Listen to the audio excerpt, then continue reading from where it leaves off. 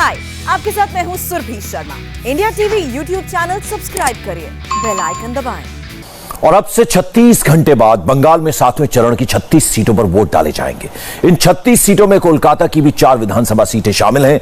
अब तक कोलकाता पर टीएमसी का स्ट्रांग होल्ड रहा है, लेकिन अब यहां बीजेपी ने भी रॉकेट की रफ्तार से अपनी ताकत बढ़ाई है।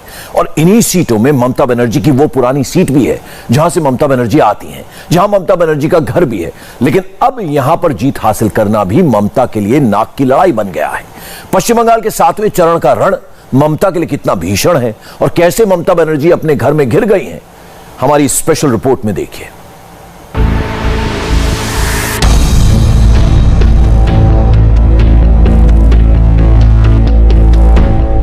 बंगाल में 7वें चरण की लड़ाई ममता दीदी के घर की लड़ाई है। कोलकाता की भवानीपुर सीट, जहां ममता बनर्जी का घर है, जहां की ममता बनर्जी खुद रहने वाली हैं, वहां बीजेपी लगातार मजबूत होती जा रही है। बीजेपी ने ममता दीदी को उनके घर में ही घेर लिया है। इन आंकड़ों को नोट कर लीजिए। साल 2011 के विधानसभा चुनाव में भवानीपुर सीट पर बीजेपी को मात्र 4% वोट मिले थे। साल 2016 के विधानसभा चुनाव में भवानीपुर सीट पर बीजेपी को 19% वोट मिले, यानी बीजेपी का वोट प्रतिशत 15% बढ़ गया। और साल 2019 के लोकसभा चुनाव में भवानीपुर विधानसभा क्षेत्र में बीजेपी का वोट प्रतिशत बढ़कर 43% हो गया, यानी 2016 के मुकाबले दीदी के घर में यानी भवानीपुर की सीट पर बीजेपी का वोट प्रतिशत 24% बढ़ गया। यानी बीजेपी ने दीदी को उनके घर में ही घेर लिया है। 7वें चरण की इस लड़ाई में आगे और भी आंकड़े हैं जो दीदी को परेशान कर रहे हैं। हम आपको 7वें चरण का पूरा गणित समझाने वाले हैं, लेकिन पहले हम आपको कोलकाता की भवानीपुर विधानसभा सीट पर ले चलेंगे, क्योंकि भवानीपुर की यह सीट दीदी के लिए आन बान शान का सवाल है, क्योंकि ये दीदी का घर है। भवानीपुर सीट महत्वपूर्ण क्यों है, सबसे पहले आपको बताते हैं क्यों।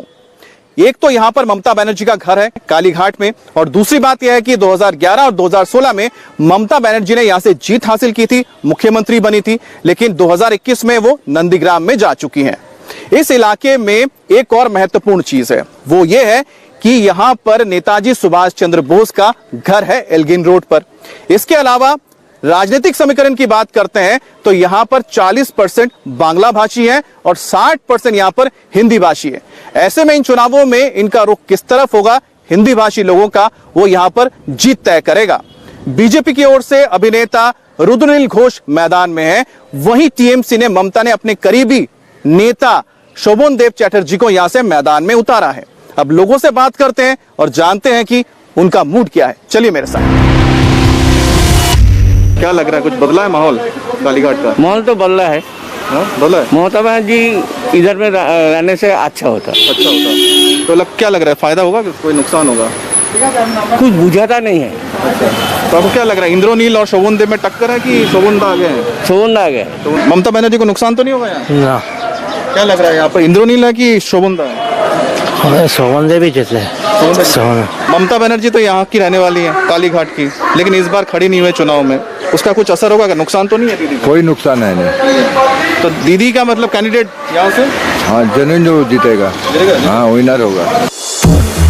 भवानीपुर पश्चिम बंगाल की वीवीआईपी सीट है। 1972 में पश्चिम बंगाल के मुख्यमंत्री रहे सिद्धार्थ शंकर रे 1957 और 1972 में भवानीपुर सीट से विधायक रहे थे। साल 2011 में जब ममता बनर्जी ने पश्चिम बंगाल का चुनाव जीत लिया, तब वो सांसद थी। 2011 में ममता बनर्जी ने सांसद पद से इस्तीफा देकर भवानीपुर की विधानसभा सीट से चुनाव लड़ा। 2011 के उपचुनाव में भवानीपुर में ममता बनर्जी को 77% वोट मिले थे, लेकिन 2016 के चुनाव में भवानीपुर में ममता बनर्जी को सिर्फ 47% वोट मिले, यानी दीदी के वोट शेयर में 30% की गिरावट हुई। इसलिए बीजेपी के नेता आरोप लगाते हैं कि दीदी हार के डर से भवानीपुर की सीट छोड़ गई, लेकिन दीदी के घर में आज भी दीदी का जलवा है। दीदी पर टिप्पणी करने से पहले लोग कई बार सोचते हैं। आपका इलाका कितना इंपॉर्टेंट है ना, ममता दी यहाँ से चुनाव लड़ती थी, उनका ना होने से लगता है कुछ फीका पड़ा है यहाँ पर माहौल? बहुत फीका पड़ा है यहाँ पे, मतलब अभी काफ़ी दूसरी पार्टी की काफ़ी आवाज़ें आने लग गई हैं। अच्छा। वरना पहले खाली उनकी आवाज़ होती थी यहाँ पे, अब उनकी आवाज़ उतनी है नहीं। अच्छा, एक बात बताइए कि इस इलाके में जैसे अब एक्टर एक आए हैं रुद्रनील घोष, क्या लग रहा है कि उनकी वजह से ये आवाज़ सुनाई दे रही है या कि मोदी जी की वजह से? अब यहाँ पे मतलब जितनी बार अमित शाह जी और मोदी जी आ चुके हैं, अब तो उनकी आवाज़ ही है और किसी की आवाज़ है नहीं, और किसी की आवाज़ नहीं है, ये तो उन्हीं की आवाज़ है। अच्छा, दूसरी आपको लगता है कि यहाँ पर ममता दीदी के ना होने की वजह से थोड़ा नुकसान हो सकता है उनके पार्टी को? वो बैक सपोर्ट में जब तक वो खड़ी है ना, जहाँ भी खड़ी होंगी उनका नाम है, उनका नाम काफ़ी है, ब्रांड काफ़ी है वो। अच्छा, ये ब्रांड, अच्छा आपने अच्छा बात बोली, ये ब्रांड ममता, ब्रांड मोदी, क्या लग रहा है कि कौन ज़्यादा ब्रांडिंग जिसकी ज़्यादा? नहीं, देखिए बंगाल में तो जो ममता दीदी की ब्रांड है, उन ब्रांड के सामने अभी कोई और है नहीं, और बाकी इस पे ज़्यादा कमेंट करना भी अच्छी बात नहीं होगी। ऐसा लगता है कि जैसे बीजेपी ने ठाना है कि हमको यहाँ आना ही है अब, और ममता बनर्जी डिसाइडेड कि हमको यहाँ छोड़ना ही नहीं। ये तो हर जगह होता ही है, लेकिन यहाँ इस बार कुछ ज़्यादा हुआ। लेकिन यहाँ बेसिकली हाँ, नहीं डिपेंड करता है बाद में कौन आता है उनके पर होता है। बहुत ही इंपॉर्टेंट सीट ये माना जाता है। क्या लग रहा है कि ममता दीदी के ना होने से क्या वो इम्पोर्टेंस कम हुई है क्या? ऐसे तो कुछ नहीं, उनकी इम्पोर्टेंस हमेशा से ही थी। कलकत्ता में इतने सालों से हम लोग बंगाल में।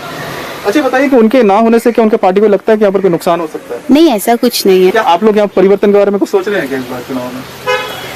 ऐसा कुछ सोचे नहीं है पर।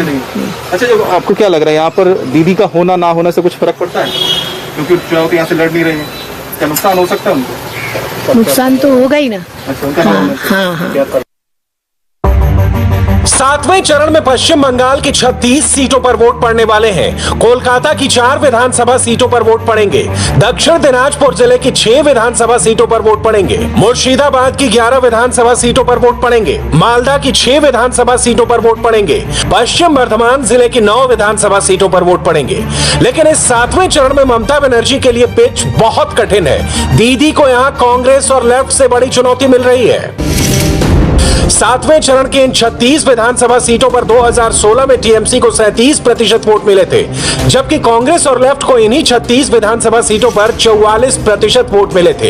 इन 36 सीटों पर साल 2016 में कांग्रेस और लेफ्ट ने 22 सीटें जीती थी, जबकि टीएमसी ने सिर्फ 14 सीटें जीती थी। लेकिन दीदी को सिर्फ कांग्रेस और लेफ्ट ही नहीं, बल्कि बीजेपी से भी बहुत बड़ी चुनौती मिल रही है। 7वें चरण की इन 36 सीटों पर 2016 में बीजेपी ने एक भी सीट नहीं जीती थी।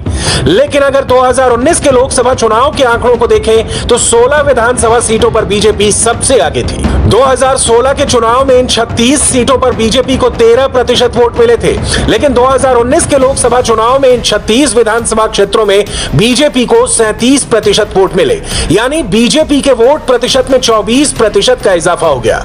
जैसे उदाहरण के तौर पर आप आसनसोल उत्तर की सीट के आंकड़े देखिए, जहां 26 अप्रैल को वोट पड़ने हैं। साल 2016 में टीएमसी ने यह सीट 24,000 वोट से जीती थी, लेकिन 2019 के लोकसभा चुनाव में बीजेपी आसनसोल उत्तर में 20,000 वोटों से आगे थी, यानी इस सीट पर अब बीजेपी का स्ट्रॉन्ग होल्ड है। मतलब साफ है, 7वें चरण में ममता का मुकाबला लेफ्ट और कांग्रेस के अलावा बीजेपी से भी है। मुस्लिम बहुल मालदा और मुर्शिदाबाद पहले ही कांग्रेस का स्ट्रॉन्ग होल्ड है, और अगर यहां कांग्रेस और टीएमसी में मुस्लिम वोट बंट गया तो बीजेपी को बम्पर फायदा भी हो सकता है। और यही वजह है कि 7वें चरण से पहले बीजेपी और टीएमसी के बीच एक नई जंग छिड़ गई है। कोरोना के प्रकोप में ये लड़ाई अब प्रेस कॉन्फ्रेंस के माध्यम से लड़ी जा रही है। टीएमसी ने आज कोलकाता में एक प्रेस कॉन्फ्रेंस की और बीजेपी पर आरोप लगाया कि दिलीप घोष और मिथुन चक्रवर्ती ने कोविड प्रोटोकॉल तोड़ा है।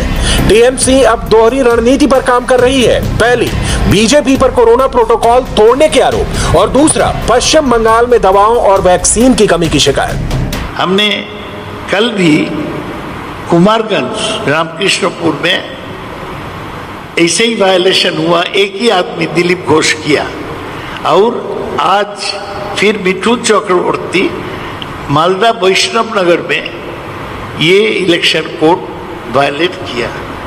ये दुख की बात है कि ऐसे केंद्र के रूलिंग पार्टी के लोग ऐसे भंग कर रहे, लोगों को खतरा पहुंचा रहे, और चुनाव आयोग तो पूरा बीजेपी का बात पर चल रहे हैं, वो कोई कदम नहीं उठा रहे हैं। हम कंप्लेन जमा दिया तब भी। ये मैं कहता हूँ कि मोदी शाह का साजिश है, बंगाल को वो खराब स्थिति में गिराना चाहते हैं। हमारे राज्य में वैक्सीन ठीक से नहीं मिल रहा है, हमारे राज्य में ऑक्सीजन नहीं मिल रहा है, हमारा ऑक्सीजन बाहर जा रहा है।